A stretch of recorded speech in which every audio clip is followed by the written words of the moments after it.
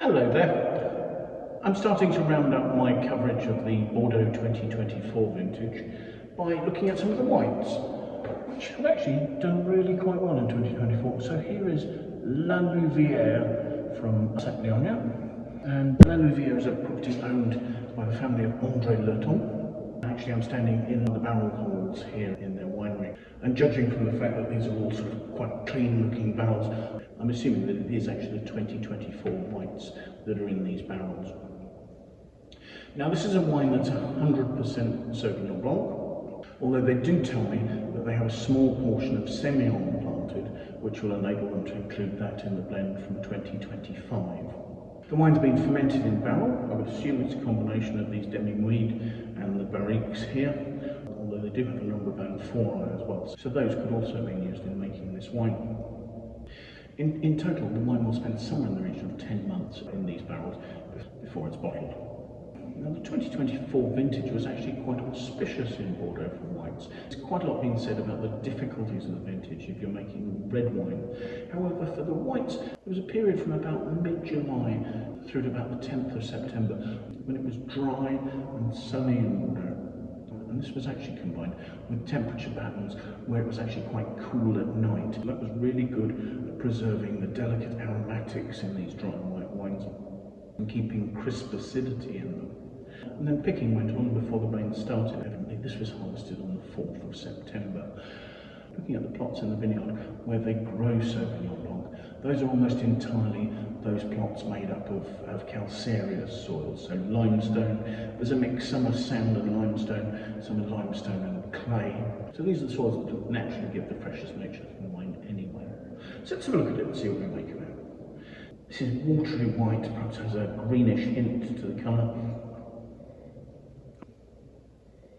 On the nose we start with sort of aromas of, actually makes me think of asparagus initially, but very quickly turns into vivid aromas of passion fruit.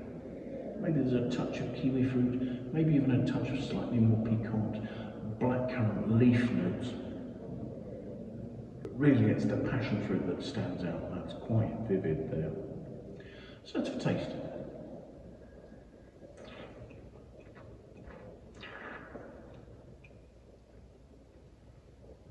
There's a mineral nature to the acidity there, a really good freshness. There's a tiny touch of sort of slightly milky, creamy dairy notes coming through from lees aging there. There are these flavours of passion fruit. They're slightly less vivid than they are in the aromas. Perhaps a little bit more gooseberry. That's all lifted by this lovely minerally aroma. So there's good acidity, but it's not sharp, it's not harsh.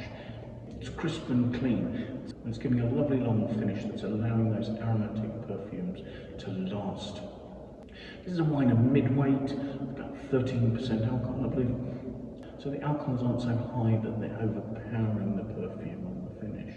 So a beautiful balanced wine with lovely pure aromas and quite a long, fresh, linear progression of a finish. So I tend to find that La Louviere, both its white and its red, tend not to be hugely expensive. They aren't wines that command enormous prices. The red can be a little bit light and elegant and perfumed, but they can be very enjoyable wines. Obviously, with the en-primeur campaign, whether they count as value for money or not, we have to wait and see.